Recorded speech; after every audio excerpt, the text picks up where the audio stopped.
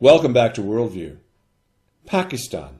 Now, it's part of the world we hear about when things go wrong, but right now a new government has taken control and things appear to be looking up somewhat.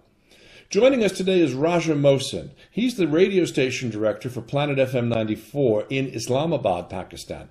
We want to discuss the election results and the transition process inside that nation. Now, Raja, welcome to Worldview. Thank you, Dennis. It's a pleasure to have you. It's been a long time since we took that trip together and we're working our way across China for China Radio International. But I'm very intrigued with what's going on with this caretaker government. Tell us a little bit about what they've been doing in terms of downsizing departments and how that's affected a lot of things. Well, Dennis, before caretaker government took over, there was the government of Pakistan People's Party, which is considered to be Pakistan's biggest political party. This time, what they did was they gave a chance to the judges, the retired judges, to be a part of the caretaker government, because we normally consider them to be neutral, to be not taking the bribes and not taking anything or any political party side. So what happened was, on the same time, we had a lot of journalists being a part of the caretaker government, which is a nice thing. But there were a couple of journalists, which you call a black sheep in journalist community. They were there. There were a couple of them. And what happened was there was one of them who was the caretaker of government, the caretaker minister for different departments like PTV, Pakistan Television. He was the minister for Radio Pakistan, Pakistan Broadcasting Corporation, which is called APP, PEMRA. But apparently he had a lot of beef with the journalists who were heading those organizations. So what he did was that he moved a summary to the caretaker prime minister, removing the MD, the DG, the heads of different departments, thus bringing his own people there. And by people, I mean bureaucracy. The bureaucrats were there. They don't really know much about media. And obviously for the media organization, you need somebody who can run the media. So a lot of people were forced or terminated from their jobs, and that was illegal because caretaker government's job was to just do the elections fair and free. There's that aspect of fair and free elections, but from what I understand, it was more than just the media. You had problems with gas, with water, with electricity. Talk a little bit about that. They could not turn on the turbines. They could not do anything, creating more problems for the people. No water, no electricity, no gas in the country. But during caretaker government time, this got worse. We started facing more problems. I think we are less than, we need about 4,600 kilowatt of electricity.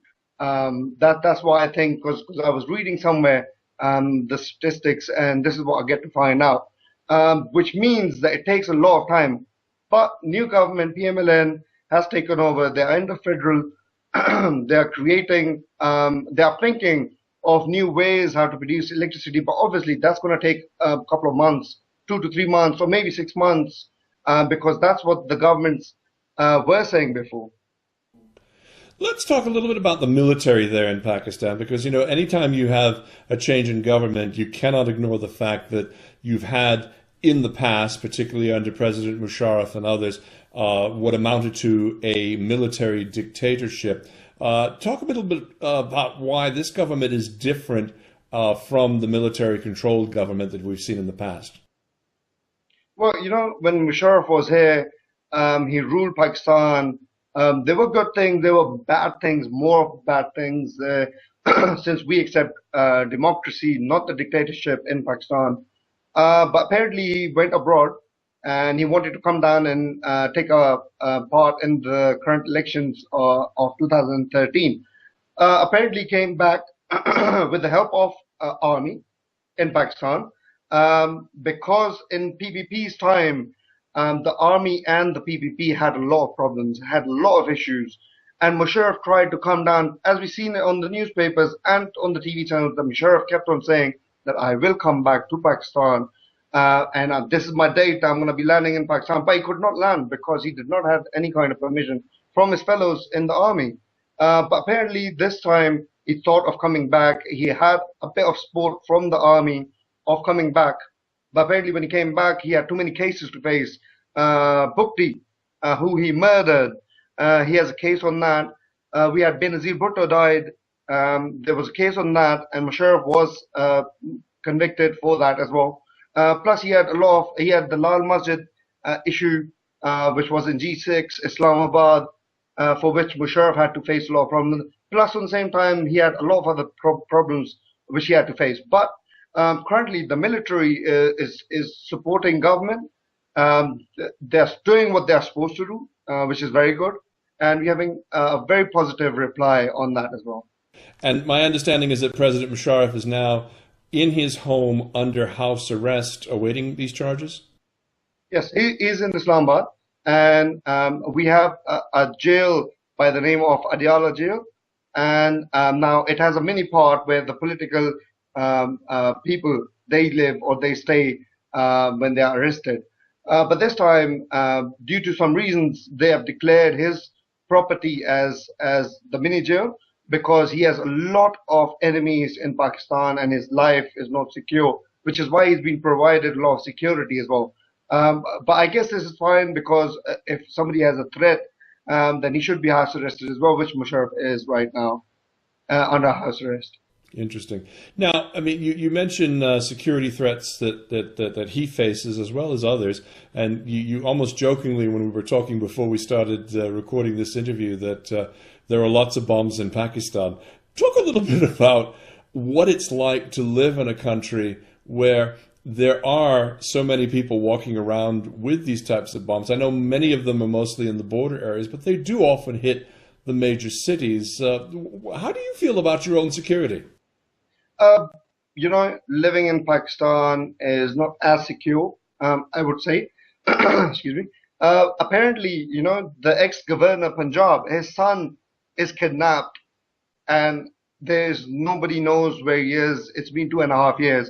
Plus, ex-Pakistan's ex-prime minister, Yusuf Raza Gilani, his son got kidnapped few days before the election and they don't even know where he is. So talking about us being a normal people, we have no security, but them being secured by all the guards and everyone, they get kidnapped. That means everyone can get kidnapped in Pakistan. But living in Islamabad is safer. You're talking about the bombs. There was a time when there were a lot of bombs in Islamabad. We were not secure, and that was during the Musharraf's time. This bomb culture became more famous during Musharraf's time. But there comes a point when you get immune to that system. We are more of the immune people now. Every time we listen to there was a bomb blast and this many people died, it really hurts us. But on the same time, it's something that we are used to. It's something that they're making us get used to. Well, this is fascinating stuff, Raja, and we really appreciate you taking the time, so much so that I would love to, if you don't mind, hold you over so we can talk a little bit more about what's going on inside of Pakistan. And we're speaking with Raja Mohsin. He's the news director of Planet 94 in Islamabad. We'll join him again in part 2 of this segment right after this. You're watching Worldview with Dennis Campbell. Stay right here.